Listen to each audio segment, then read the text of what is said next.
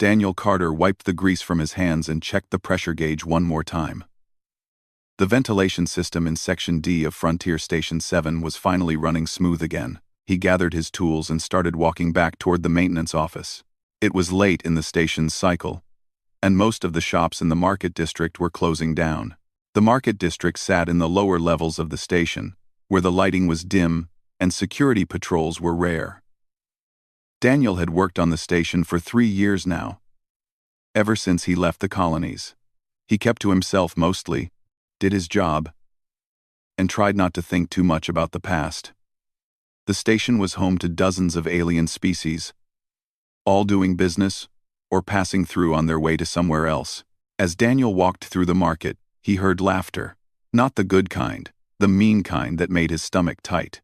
He turned the corner and saw them. 3 Vexian traders were standing in a circle. Vexians were large, nearly 7 feet tall, with thick gray skin and small eyes. These 3 were clearly drunk. Station brew did that to them. In the middle of their circle was something small and crystalline. A child. Daniel had seen Kaleri before, but never up close. They were a warrior species, proud and dangerous. Their bodies were partly organic, partly crystalline, like living gemstones. This child was maybe 5 or 6 in human years. Her crystalline parts glowed with a soft blue light, and right now that light was flickering with fear. One of the Vexians kicked at her, not hard enough to seriously hurt, but enough to make her stumble. They were playing with her, enjoying her terror. Daniel's feet were moving before he made a conscious choice. He pushed through the circle and placed himself between the child and the Vexians. "That's enough," he said. His voice was steady, though his heart was pounding. The 3 Vexians stared at him, then they laughed. The biggest one, with a scar across his face, stepped closer. "Human," the Vexian said, his translator device crackling. "This is not your concern. Go away." "She's a kid," Daniel said. "Leave her alone." The scarred Vexian's expression changed. The amusement left his face. "You want to take her place, human? You want to play?" Daniel didn't answer. He just stayed where he was, blocking the child from their view. Behind him, he could feel the small Kaleri pressing against his legs, trembling. The first punch came fast. Daniel saw it coming but didn't dodge. If he moved, they would get to the child. The Vexian's fist caught him in the ribs, and pain exploded through his side. Daniel gasped, but kept his feet. "Still standing?" The Vexian laughed. "Let's fix that." The beating began in earnest. The 3 Vexians took turns. Fists slammed into Daniel's body. His face. His back. He tasted blood. His vision blurred. But every time he thought about moving, about fighting back, he felt the small hands gripping his work pants from behind. She was still there, still hiding behind him. That meant he was doing his job. Station security wouldn't come. Not down here, not this fast. And if Daniel fought back, if he hurt these traders, he would be the one arrested. Humans had to be careful on stations like this. One wrong move, and you were labeled dangerous, a liability. So Daniel did the only thing he could. He took it.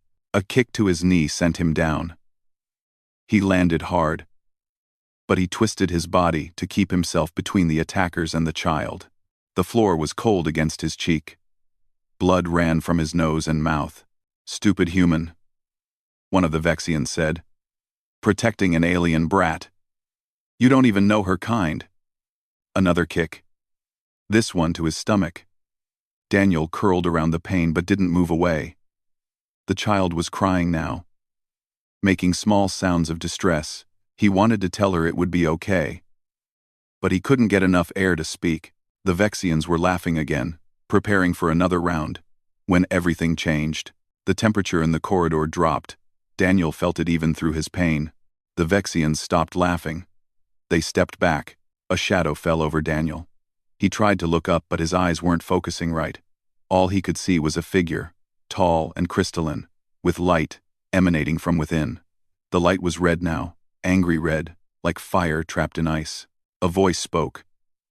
It was female, deep and resonant, carrying authority that made the air vibrate. You dare touch my daughter? The words came through a translator, but the rage underneath needed no translation. Daniel heard the Vexians stumbling backward. One of them tried to speak, to make excuses, but the words cut off in a gurgle of pain. There were sounds of impact, of bodies hitting walls. The fight, if it could be called that, lasted maybe 10 seconds, then silence. Gentle hands, surprisingly warm despite being crystalline, touched Daniel's shoulder. He was rolled onto his back. His vision cleared slightly. And he saw her. She was beautiful in a way that was almost painful to look at. Her face was angular, with crystalline structures forming patterns like flowing water frozen in time. Her eyes were deep purple, filled with an intensity that made Daniel think of stars burning. She was tall, easily 6.5 feet, with a warrior's build. But right now, those fierce eyes were looking at him with something like shock. You protected her, the Kaliri woman said. It wasn't a question. She had seen.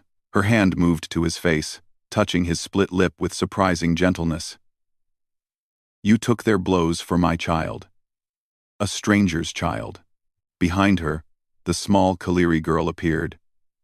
She was crying, her crystalline features reflecting the light in fractured patterns. Mama, she said. Mama, he saved me. The woman pulled her daughter close with one arm, while keeping her other hand on Daniel's shoulder. I know, Kiri. I know. Daniel tried to sit up, but pain lanced through his entire body. The woman, who he assumed was the child's mother, eased him back down. Do not move, she said. You are badly hurt. She tapped a device on her wrist, speaking rapidly in a language his translator couldn't process. Then she looked back at him. Medical help is coming. My people will see to your injuries. The kid, Daniel managed to say. Is she okay? The woman's expression shifted. Something moved in those purple eyes, something Daniel couldn't quite read. She glanced at her daughter, then back at him. She is unharmed because of you, she said. Human, what is your name? Daniel. Daniel Carter. Daniel Carter, she repeated, as if testing the weight of the name. I am Sierra, commander of the Crystalline Dawn. This is my daughter, Kiri. She paused, and her next words were spoken with unusual formality. You have saved what is most precious to me. You took injury, possibly death, to shield her. This is not a small thing. Daniel's vision was fading again. The adrenaline was wearing off, and the pain was becoming overwhelming. But he heard Ciara's next words clearly. You have created a debt that cannot be measured in your currency or mine. By the old laws of my people, by the blood you have spilled in defense of my child, I claim you, Daniel Carter. He wanted to ask what that meant, but darkness was pulling at him. The last thing he saw before unconsciousness took him was Kiri's small crystalline hand reaching out to touch his, and the look of absolute determination on Ciara's face. When the medical team arrived minutes later, they found Commander Ciara holding the unconscious human, while her daughter clung to them both. 3 Vexian traders lay unconscious nearby, their injuries severe, but not fatal. Ciara refused to let anyone else carry Daniel. She lifted him herself, cradling his larger frame with surprising ease, and carried him toward the medical bay. Kiri walked beside her, her small hand never leaving Daniel's arm. The market district's few remaining observers watched in silence. They had never seen a Kaliri commander show such care for anyone outside her species. Some recognized the significance of her words. The claiming, an ancient ritual that bound families together through debt and honor. The human maintenance worker didn't know it yet, but his life had just changed forever. The choice he made in a dim corridor to protect a child he didn't know had set events in motion that would ripple across species and worlds, all because one man chose to stand between harm and innocence, no matter the cost to himself. Daniel woke to the sound of humming. Not mechanical humming, but a voice. Someone was singing softly in a language he didn't recognize. The melody was strange but soothing, rising and falling like waves. He tried to open his eyes, but even that small movement sent pain through his head. He managed to get his eyelids up and found himself staring at a white ceiling with lights that were mercifully dim. "You are awake." Daniel turned his head slowly. The pain was less than he expected. Sierra sat in a chair beside his medical bed. Her crystalline features catching the light, she looked exactly as he remembered. Tall and imposing even while seated. Kiri was curled up in her lap, asleep. "How long?" Daniel's voice came out rough. 2 days, Sierra said. "Your injuries were significant. 3 broken ribs, damage to your liver, a concussion, and numerous contusions. The medical staff said you were fortunate.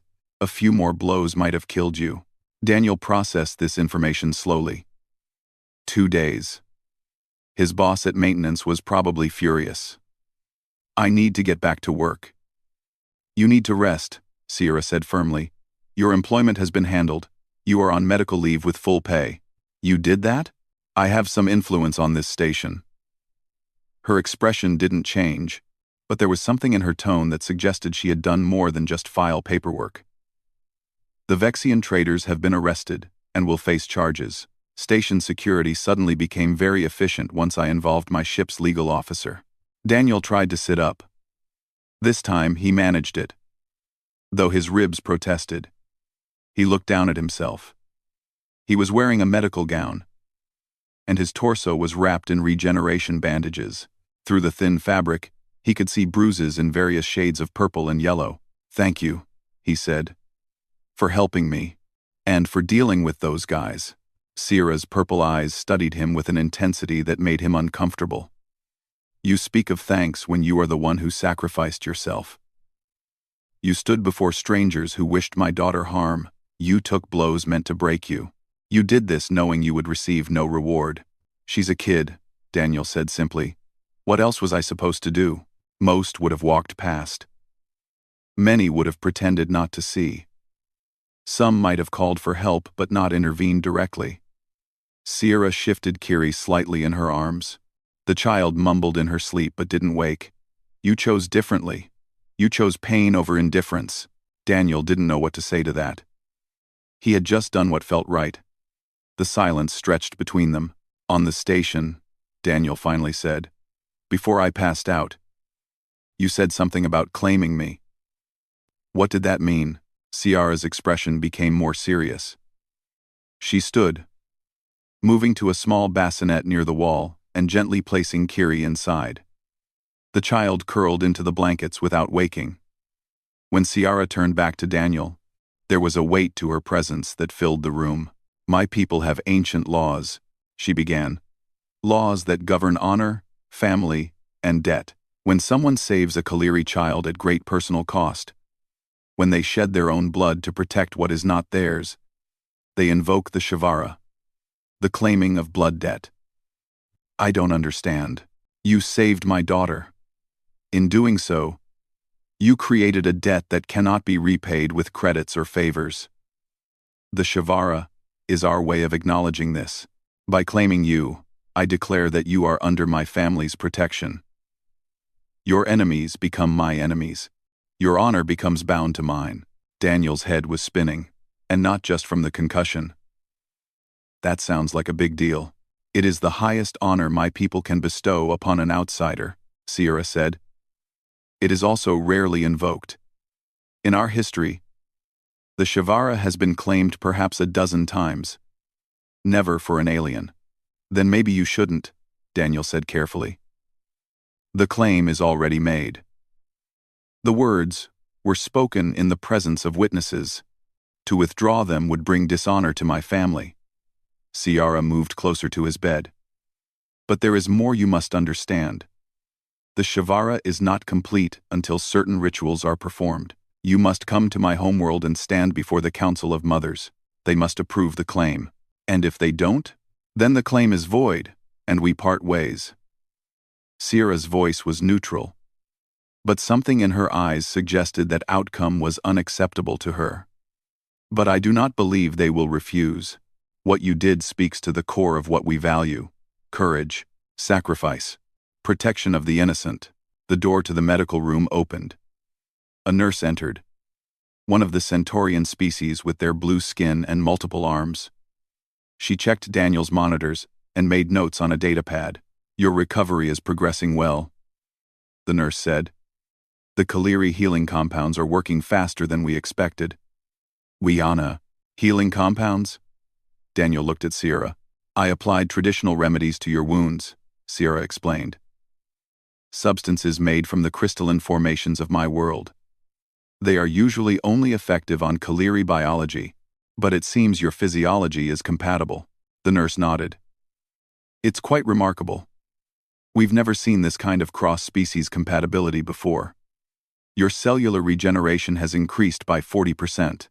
After the nurse left, Daniel looked at his wrapped torso with new awareness. Alien medicine was working on him. His life was getting stranger by the hour. "I have a question," Daniel said. "Why were you in that part of the station? You're a military commander. That area is mostly traders and maintenance workers." Sierra's expression tightened slightly. Kiri wanted to see the market. She had heard there were merchants selling items from different worlds. I allowed her to explore while I spoke with the station administrator about docking fees for my ship. Her hands clenched. I was gone for 10 minutes. 10 minutes, and she wandered into danger. "Kids do that," Daniel said quietly. "They're curious. It's not your fault. I am her mother. Her protection is my responsibility. And you got there in time. She's safe." Sierra looked at him for a long moment. "Because you made her safe. Because you stood in the gap when I could not." Over the next few days, Daniel received other visitors. His supervisor from maintenance came by, awkwardly offering well wishes and telling him to take all the time he needed. Some coworkers stopped in, surprised to see him alive, and even more surprised to see Commander Sierra keeping watch over him. But the visitor that changed everything was a Centaurian administrator named Velox Prime. He arrived on Daniel's 4th day of recovery, his multiple arms gesturing with bureaucratic efficiency. "Mr. Carter," Velox Prime said, "I understand Commander Sierra has invoked an ancient Kaleri custom regarding you. I must inform you that this creates certain diplomatic complications." "What kind of complications?" Daniel asked.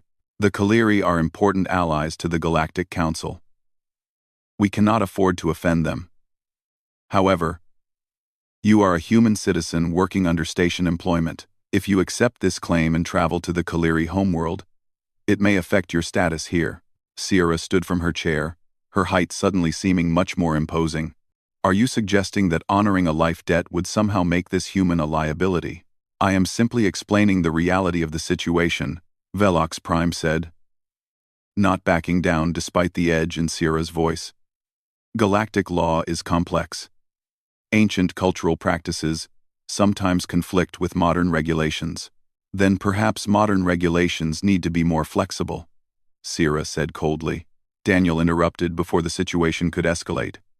"I haven't agreed to anything yet. I need time to think about this." Velox Prime seemed relieved. "Of course. Take all the time you need." He left quickly. After he was gone, Sierra turned to Daniel. "You are considering refusing the claim."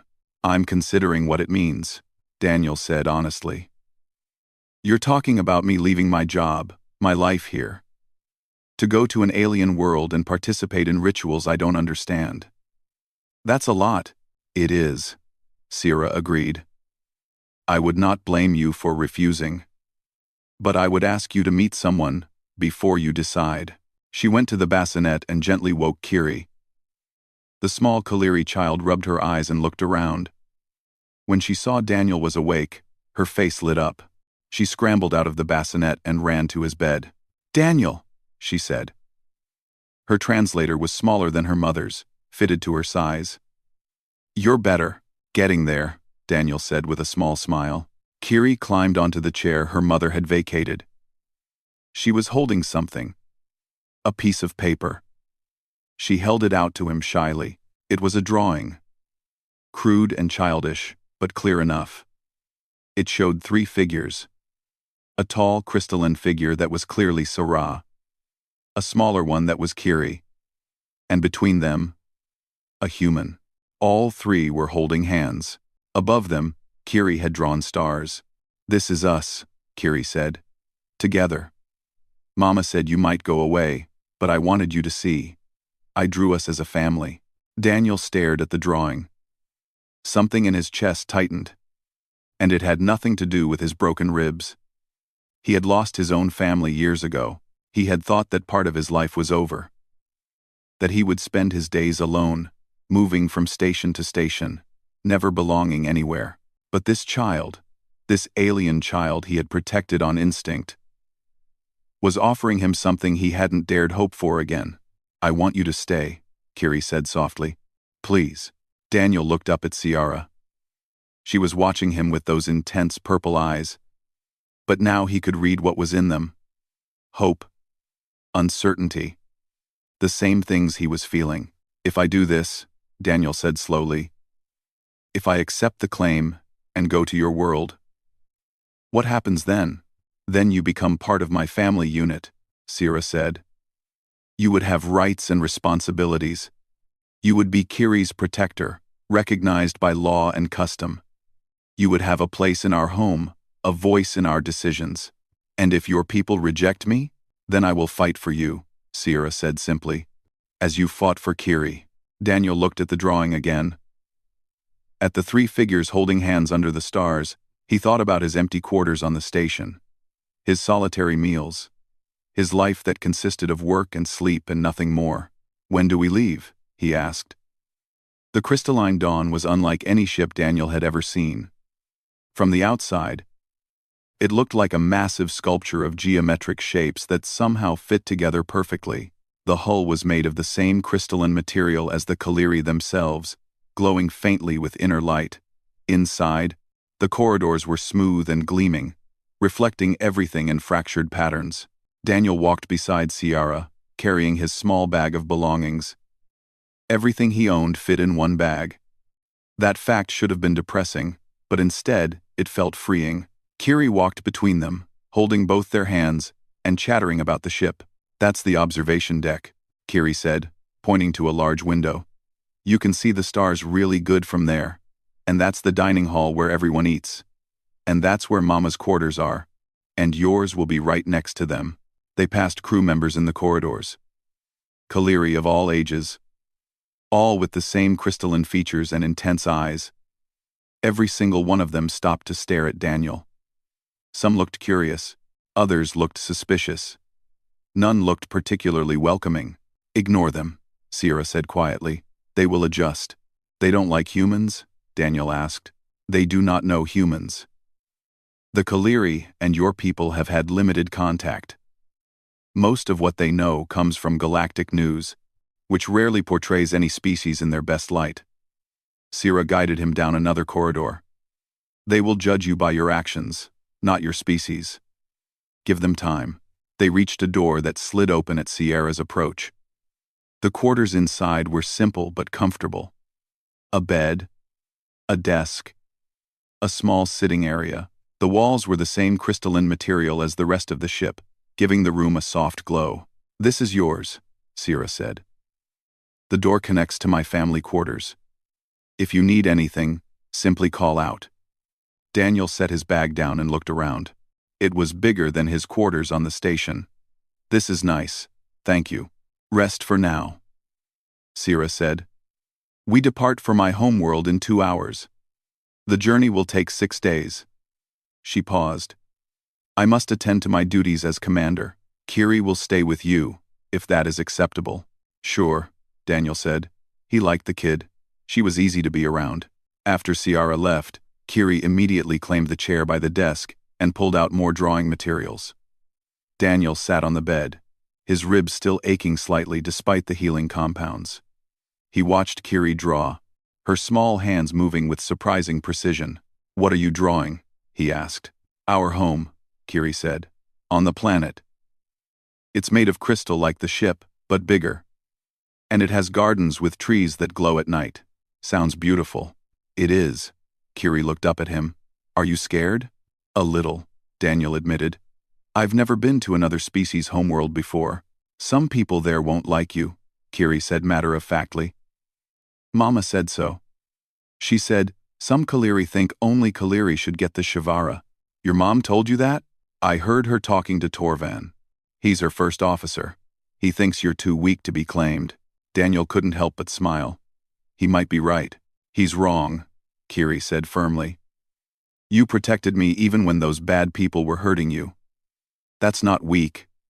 That's strong. Over the next few days, Daniel learned the rhythms of life on the crystalline dawn. He ate meals in the dining hall, though he often sat alone as the crew kept their distance. He explored the ship when his ribs allowed it, and he spent time with Kiri, who seemed determined to teach him basic Kaleri words. On the third day, he met Torvan. The first officer was massive, even for a Kaleri. He stood nearly 7 feet tall, with crystalline structures that looked like armor plates. His face bore scars, some cutting through the crystalline portions, which Kiri had explained meant he had survived very serious injuries. Torvan found Daniel in the observation deck, looking out at the stars. The Kaleri warrior stood beside him in silence for a long moment. You are the human who claims to have saved Commander Sierra's daughter, Torvan said finally. I didn't claim anything, Daniel replied. I just did what anyone should have done. Not anyone would have done it. Most would have walked away. Torvan's voice was hard. But protecting a child from drunk traitors is one thing. Being worthy of the Shivara is another. Daniel turned to face him. I never asked for the Shivara. Your commander offered it. I'm just trying not to dishonor her by refusing. Noble words, but words are easy. Torvan crossed his arms. The Shivara demands more than a single act of courage. It demands strength of character, unwavering commitment, the ability to stand beside warriors in battle. You are a maintenance worker. You fix machines. What do you know of true struggle? Daniel felt anger flare in his chest, but he pushed it down. Getting into a fight with Sierra's first officer would not help anything. You're right, Daniel said quietly. I'm not a warrior. I don't know battle tactics or how to use weapons. But I know how to stand between harm and innocence. And I know that sometimes the hardest battles aren't fought with weapons. Torvan studied him with those intense Kaleri eyes. We will see, he said, then walked away. That night, alarms blared through the ship. Daniel jerked awake, his heart racing. Red lights flashed in his quarters. He stumbled to his feet and opened the connecting door to Sierra's quarters. Sierra was already dressed in what looked like battle armor, her crystalline features set in hard lines. Kiri stood beside her, looking frightened. What's happening? Daniel asked. Distress signal, Sierra said curtly. A merchant vessel, under attack by pirates. We are closest ship in range. Are you going to help them? No, Sierra's voice was tight. We have our orders. We are on a diplomatic timeline. We cannot afford delays. Daniel heard it then. Through the ship's communication system, a faint sound. Crying. Children crying. There are kids on that ship, Daniel said. I am aware. Sierra wouldn't meet his eyes. My orders are clear. We do not deviate from course. Daniel felt his hands clench. He understood military discipline.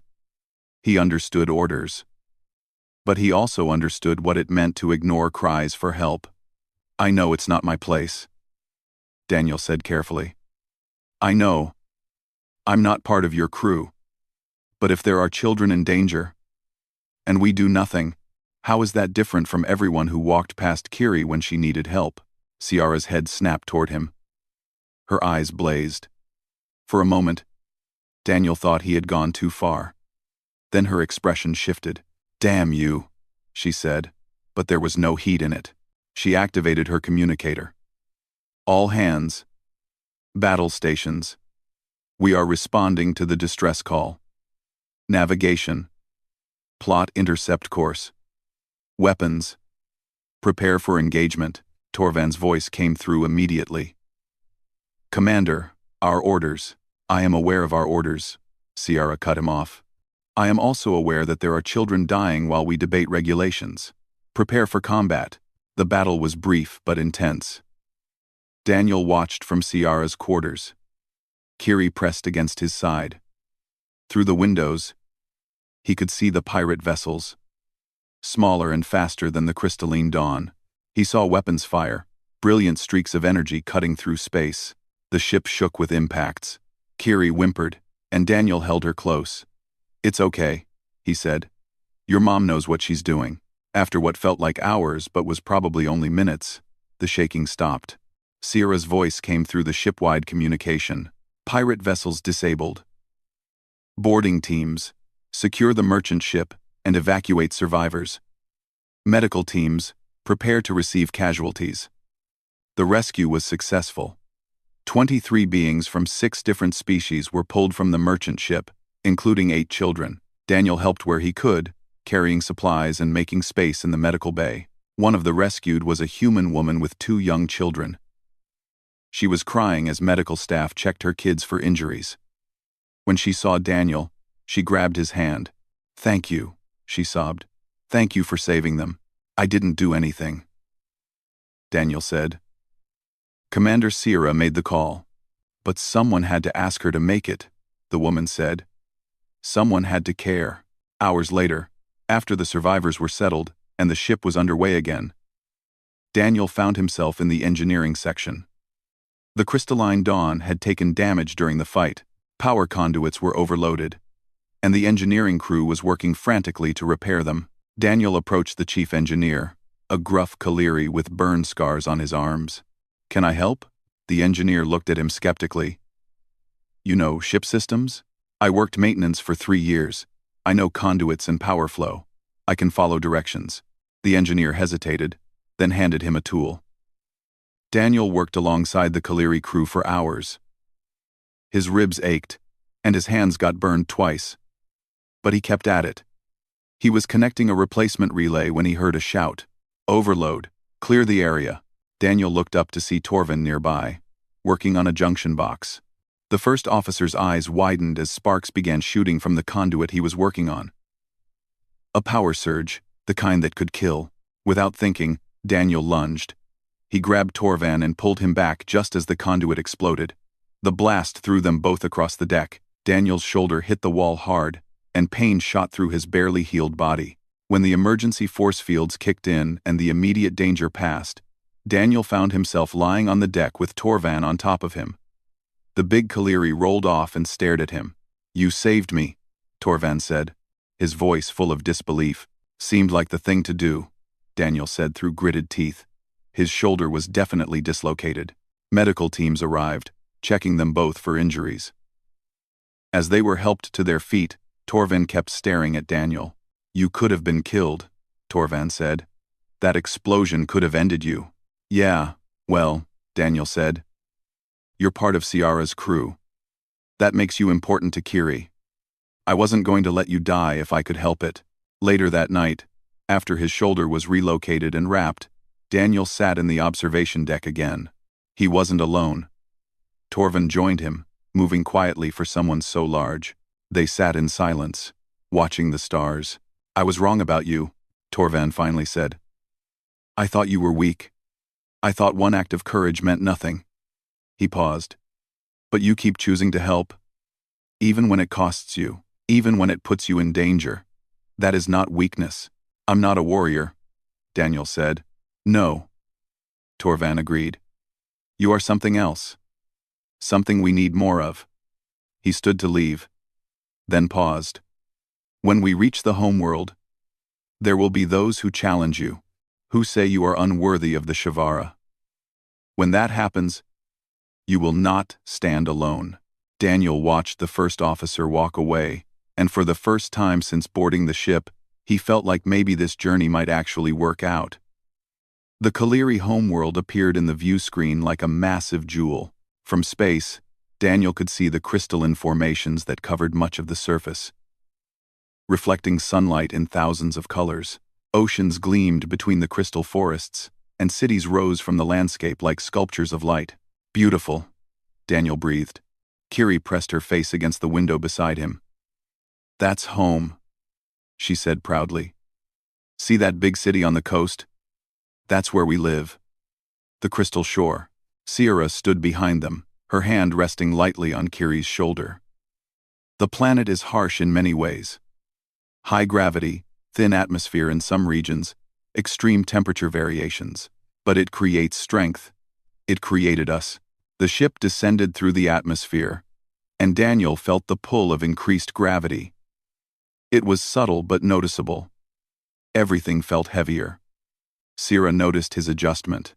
"Our gravity is 1.3 times what you are used to," she said. "You will adapt. But it will tire you at first. Do not push yourself too hard." They landed at a military spaceport on the edge of the crystal shore. As the ship settled and the engines powered down, Daniel felt his nervousness return. This was it. No going back now. A delegation was waiting at the landing platform. Daniel saw at least a dozen Kaleri, all dressed in formal robes that seemed to shimmer with embedded crystals. At the front stood a female Kaleri who looked ancient. Her crystalline features were etched with lines, and her eyes held the weight of many years. "That is Elder Corva," Sierra said quietly. "She leads the Council of Mothers. She is also the most traditional member of the council." "She doesn't want me here," Daniel guessed. "She believes the old ways should remain pure. That the Shavara should never be extended to aliens." Sierra's jaw tightened. "But she will give you a fair hearing. Kaleri law demands it." They descended the ship's ramp. The gravity hit Daniel harder on the planet's surface than it had on the ship. Each step felt like he was carrying extra weight. By the time they reached the delegation, he was already breathing harder than normal. Elder Corva stepped forward, her eyes, a deep amber color, fixed on Daniel with an intensity that made him want to step back. But he held his ground. "So," Elder Corva said, her voice carrying easily despite her apparent age, "this is the human who claims to deserve the Shavara." "I don't claim to deserve anything," Daniel said respectfully. "Commander Sierra offered the Shavara. I'm just trying to honor her choice." "Honoring her choice and being worthy of it are different things." Elder Corva circled him slowly, studying him like a scientist examining a specimen. "You are small for a human male. Weak by our standards. You work with machines, not in battle. Tell me, human, what makes you think you can fulfill the duties of the Shavara?" Daniel felt Sierra tense beside him, but he spoke before she could intervene. "I can't fight like you can. I'm not as strong or as fast, but I can stand between danger and those who need protection. I proved that when I stood between your traitors and a child who was being hurt." "You mean my daughter?" Sierra interjected firmly. "One act does not make a lifetime commitment," Elder Corva said. "The Shavara binds families across generations. It requires unwavering dedication. How do we know you will not abandon this claim when it becomes difficult? When the weight of it becomes too much?" "You don't," Daniel admitted. "But neither did I know if I would survive standing up to those Vexian traitors. Sometimes you just have to trust that doing the right thing is enough." Elder Corva's expression didn't change, but something flickered in her eyes. "The Council of Mothers will convene tomorrow to discuss your claim. Until then, you will remain as a guest of Commander Sierra's family." She turned to Sierra. "You understand the risks you are taking? If the Council denies this claim, it will reflect poorly on your judgment." "I understand," Sierra said, "and I stand by my choice." The delegation departed, leaving Daniel, Sierra, and Kiri alone on the landing platform. Daniel let out a breath he didn't know he had been holding. "Well," he said, "that went about as well as expected." "Elder Corva is testing you," Sierra said. "She does this with everyone. Do not let her intimidate you." "Sierra."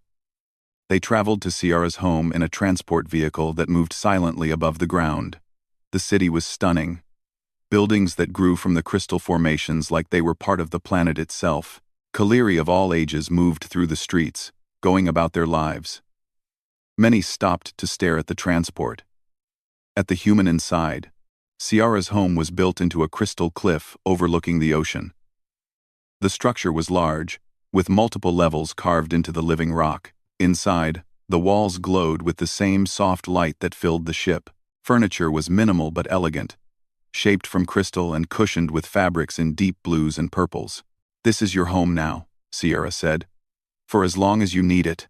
Kiri ran through the rooms, excited to be home. She showed Daniel everything. From the viewing platform that overlooked the ocean, to the garden where crystal trees grew, their branches reflecting the setting sun. That night, Daniel stood on the viewing platform alone, looking out at the alien ocean. The gravity still pulled at him, making his muscles ache. The air smelled different here, sharp and clean. Twin moons rose above the horizon, casting double shadows. He heard footsteps behind him. Sierra joined him at the railing, her presence solid and reassuring. "Are you regretting your choice?" she asked. "No," Daniel said honestly. "I'm scared, but I'm not regretting it. The Council of Mothers will push you tomorrow. They will question your worth, your motives, your ability to uphold the Shavara. Elder Corva will be the harshest. I figured, there is something else you should know." Sierra's voice became quieter. "Elder Corva has the authority to demand a trial. The trial of echoes. It is an ancient test, rarely used, where candidates must face their deepest fears and failures. What does it involve? Technology that reads your mind, your memories. It creates scenarios based on your past, on your regrets. You must face them and prove that your commitment to protecting others outweighs even your personal pain." Daniel felt his stomach drop. "And if I fail? Then the claim is denied, and you must leave our world." Sierra turned to face him fully. "I will not think less of you if you refuse the trial. It is brutal. It breaks some who attempt it." Daniel thought about his past, about the colony where he grew up, about the family he lost, about the choices he made, and the guilt he carried. Facing all of that again, in vivid detail, was terrifying. But he thought about Kiri too, about how she looked at him with trust, about how Sierra had fought for him, risked her career for him, about the drawing of three figures holding hands. "If Elder Corva demands the trial," Daniel said slowly, "I'll do it." Sierra's expression softened. "You are braver than you know, Daniel Carter." The next day, they stood before the Council of Mothers in a chamber carved from a single massive crystal. Light poured through the walls, making everything shine. 12 female Kaliri sat in a semicircle, all of them powerful, all of them ancient. Elder Corva sat at the center. Sierra presented Daniel's case. She spoke of the attack, of how he had protected Kiri without hesitation, of how he had proven himself on the journey to the homeworld. She spoke with passion and conviction, her voice echoing through the chamber. When she finished, Elder Corva stood. "Your words are compelling, Commander. But words about another's actions are not enough. We must hear from the human himself." She turned to Daniel. "Tell us, Daniel Carter, why should we approve this claim? What do you offer that makes you worthy of being bound to a Kaliri family?" Daniel stepped forward. The gravity pulled at him, making each movement deliberate. He looked at the council, at 12 pairs of eyes that held centuries of experience and wisdom. "I don't offer strength," he began. "I can't fight like you can. I can't command ships or win battles. I'm just a guy who fixes machines." He paused. "But I can offer this. When I see someone in danger, especially a child, I can't walk away. Something in me won't allow it. I stood in front of Kiri because she needed someone to stand there. I would do it again. I would do it for any child, any innocent, regardless of species." "Noble sentiments," Elder Corva said. "But sentiments do not prove character. Anyone can speak of sacrifice when standing in safety. How do we know you will maintain this commitment when tested?" "You can't know," Daniel admitted. "Not for certain. But neither could I know if I would survive those Vexian traitors. I just knew I had to try." Elder Corva studied him for a long moment. The chamber was silent, except for the faint hum of the crystal walls.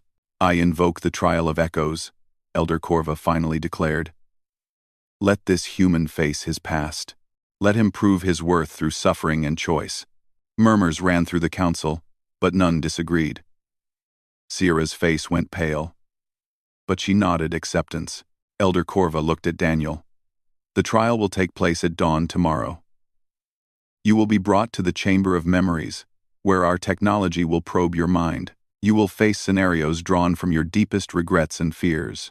You must prove that your commitment to protecting others supersedes your personal pain. Do you accept? Daniel's mouth was dry. His heart pounded. But he thought about Kiri's drawing, about Ciara's trust, about the family he might have if he could just be strong enough. I accept, he said. That night, Daniel couldn't sleep. He sat in his quarters, watching the twin moons through the window. Ciara found him there in the early hours before dawn. You do not have to do this, she said quietly. We can leave. Go back to the station. I will not think less of you. Kiri will, Daniel said. Kiri is a child. She will understand. Will she? Daniel turned to face Ciara. Or will she learn that when things get hard, people leave? I don't want to teach her that. Ciara sat beside him. They stayed there in silence until the first light of dawn began to break over the crystal horizon. Whatever you face in there, Ciara said finally, remember that you are not facing it alone. Remember that there are people here who believe in you. Daniel nodded, not trusting himself to speak. When the sun rose fully, guards came to escort him to the Chamber of Memories. Ciara and Kiri walked with him as far as they were allowed. At the entrance, Kiri hugged him tight. Come back, she whispered. Please come back. I'll try, Daniel promised. He walked into the chamber alone, ready to face whatever his past would throw at him. The Chamber of Memories was smaller than Daniel expected. A circular room carved from pure crystal. With a single chair in the center, technicians, also Kaliri, worked at stations along the walls. Elder Corva stood watching as they prepared the equipment. Sit, she instructed. Daniel sat in the chair. Immediately, restraints formed around his wrists and ankles. Not tight but firm. A technician placed a device on his head. A band of crystal that felt warm against his skin. The device will read your neural patterns, Elder Corva explained. It will access your memories, particularly those tied to strong emotions, regret, fear, loss. It will then create scenarios based on these memories. You will experience them as if they are happening now. How long does it last? As long as it needs to. For some, minutes. For others, hours. Elder Corva's expression was unreadable. The trial will present you with choices.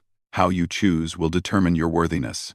Remember, what you experience will feel completely real. Your mind will believe it is happening. Only your core self, your true character, can guide you through. What if I fail? Then the claim is denied, and you leave our world. Elder Corva paused. There is one more thing you should know. Some who enter this chamber do not emerge the same. The trial can break minds that are not strong enough. Are you certain you wish to proceed? Daniel thought about backing out, about returning to the simple life of maintenance work and solitude. But then he thought about Kiri's small hand in his, about Ciara's fierce loyalty, about the family that waited outside. I'm certain, he said. Elder Corva nodded to the technicians. They activated the device. The world dissolved. Daniel stood in flames. All around him, buildings burned. The air was thick with smoke, and the smell of burning plastic and flesh. He knew this place. Colony 7. His home. The day the raiders came, he was running through streets filled with screaming people. His younger self, from 10 years ago. Desperate and terrified. He knew what came next. His family's housing unit was ahead, already engulfed in flames. But this time, the scenario changed. This time, he reached the building before it was fully consumed. This time, he could hear them inside. His wife Lisa calling for help. His daughter Emma crying. The door was blocked by debris. Fire roared around him. He pulled at the wreckage with his bare hands, feeling his skin blister and burn. The pain was absolute, just as real as the beating from the Vexian traders. Then he heard other sounds. Behind him, in a building across the street. More voices. Other colonists trapped. At least a dozen of them. Children among them. The scenario presented its choice clearly. He could keep trying to save his family, probably die in the attempt, and save no one. Or he could turn away, save the others, and let his family burn. Daniel's mind screamed at him to save Lisa and Emma. Every fiber of his being wanted to tear through that debris and pull them out. But he knew, with cold certainty, that it was impossible. The building was too far gone. He would die trying. And the others would die too. With a sound that tore from his chest like his soul breaking, Daniel turned away from his family's screams. He ran to the other building and began pulling people out. One by one, a teenager, burned and coughing, an elderly man who could barely walk, a mother clutching two small children. He saved 17 people that day. The same number he saved in the real memory. But this time, he had to experience it knowing he could hear his family dying while he worked. Their screams echoed in his ears with each person he carried to safety. The flames faded. The scenario shifted. Now Daniel stood in the market district of Frontier Station 7. He saw himself from outside his own body, walking toward the sound of cruel laughter. He saw the Vexian traders surrounding Kiri, but this time, the scenario was different. This time, as he approached, a station security officer appeared beside him. "Don't get involved," the officer said. "Those are Vexian trade representatives. They have diplomatic immunity. If you touch them, you'll be arrested and probably deported." "They're hurting a child," Daniel said. "Not our problem. The kid's alien. Not your species. Not your concern. Walk away." The scenario presented its choice. Walk away and stay safe. Keep his job, his quiet life, his peace. Or intervene and risk everything. Daniel watched his other self step forward, placing himself between the traders and Kiri. He felt every blow again, lived through the beating with full awareness. And he knew, even knowing the outcome, that he would make the same choice. The scenario shifted again. This time he was on the crystalline dawn. The distress call played through the ship's systems, children crying. Ciara stood before him, her face hard. "We have our orders," Ciara said. "We cannot help them." But this time, the scenario added weight. This time, Daniel learned that if they diverted to help, Kiri would be in danger. The pirates would target the crystalline dawn. There was a real chance Kiri could die. The choice was stark. Save unknown children and risk Kiri, the child he had already bonded with. Or ignore the distress call and keep Kiri safe. Daniel stood frozen. This was worse than any physical pain. But he thought about what the Shivara meant. About protecting innocence. Not just the innocence he knew personally, about standing for what was right even when it cost everything. "We have to help them," he heard himself say. "All children deserve protection, not just the ones we know." The scenario shifted faster now. Scene after scene, each presenting impossible choices. Save one person, or save 5. Protect a friend or protect a stranger. Choose personal safety, or choose sacrifice. In each scenario, Daniel chose the same way. He chose to protect others, even at cost to himself. He chose to save strangers over people he knew. Because the strangers had no one else. He chose mercy over vengeance, healing over harm, hope over despair. The scenarios became more intense, more personal. He faced situations where choosing to protect others meant losing everything he cared about.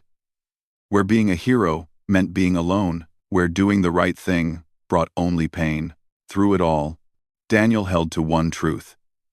Innocent people, especially children, deserved protection.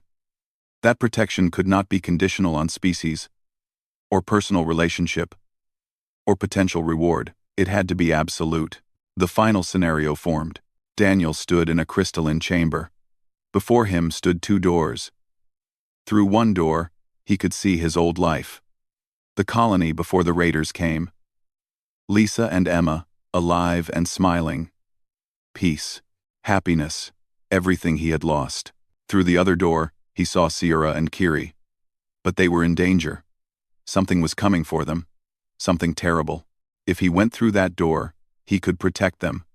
But it would mean giving up the chance to reclaim his lost family forever. The choice was cruel. reclaim the past and the family he loved, or embrace the future and the family that needed him now. Daniel looked at his wife and daughter one last time.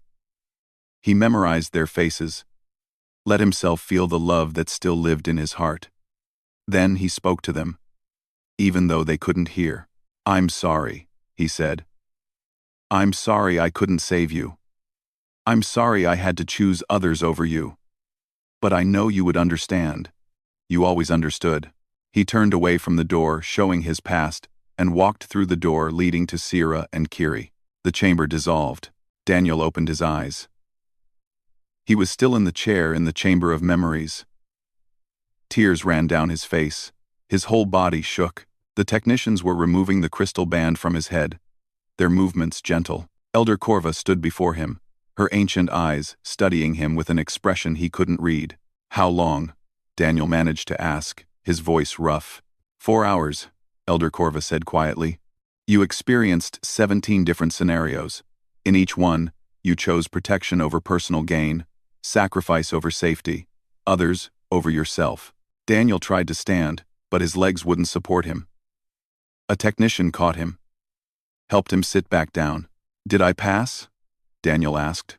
Elder Corva didn't answer immediately. She gestured, and the doors to the chamber opened. Sierra and Kiri rushed in. Kiri threw her arms around Daniel, crying. Sierra stood beside them, her hand on his shoulder. "I have seen many take the trial of echoes," Elder Corva said finally.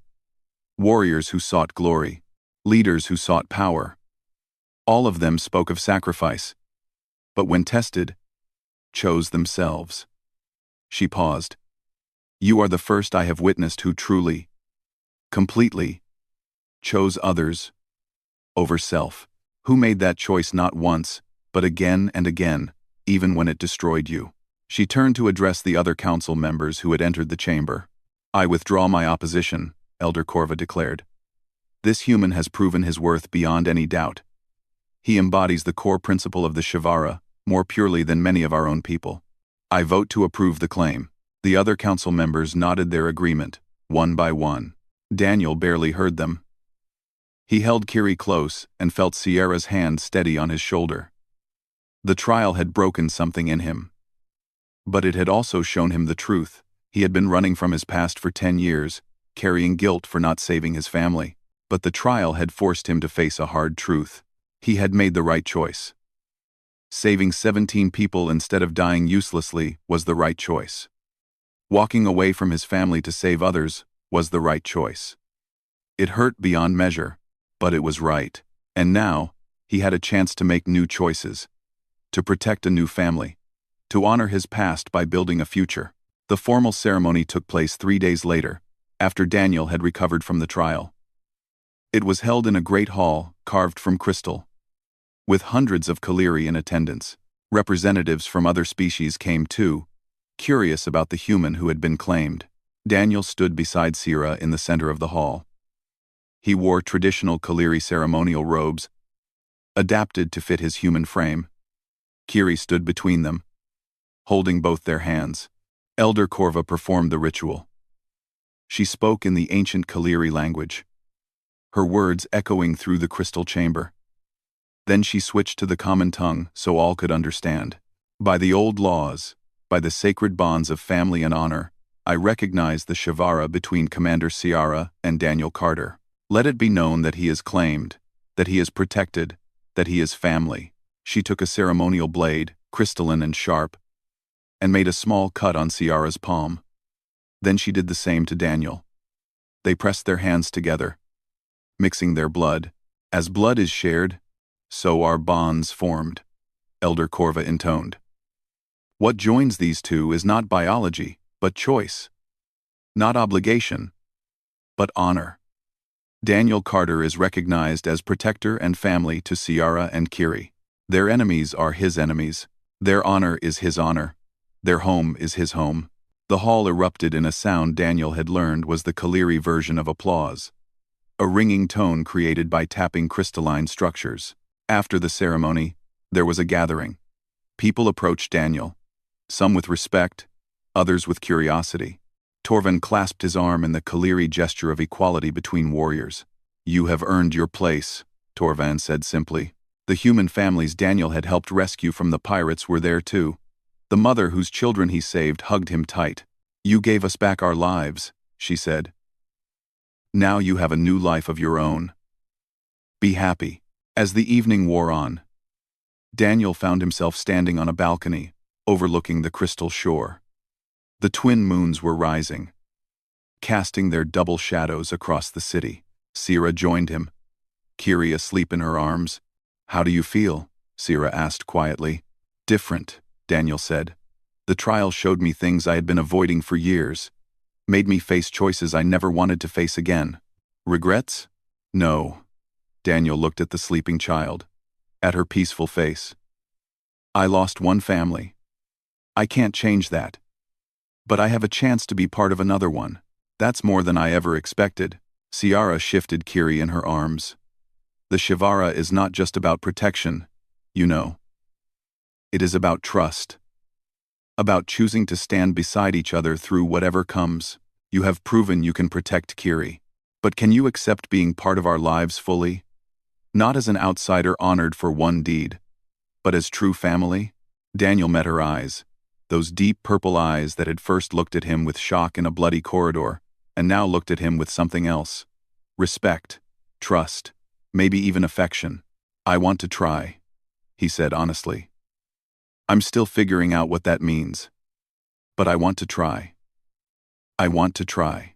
Sierra smiled, a rare expression that transformed her face. That is all anyone can ask. They stood together in comfortable silence, watching the city lights reflect off the crystalline structures. Below, Daniel could hear the sounds of celebration continuing. His life had changed in ways he never imagined.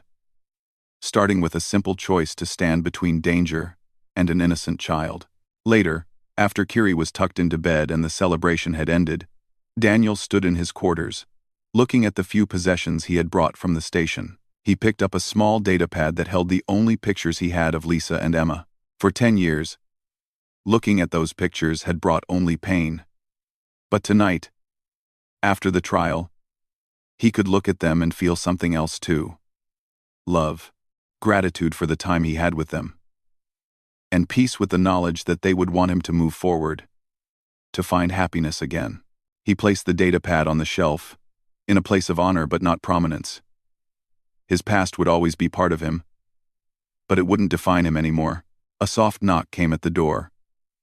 Kiri stood there in her sleep clothes, rubbing her eyes. I had a bad dream, she said.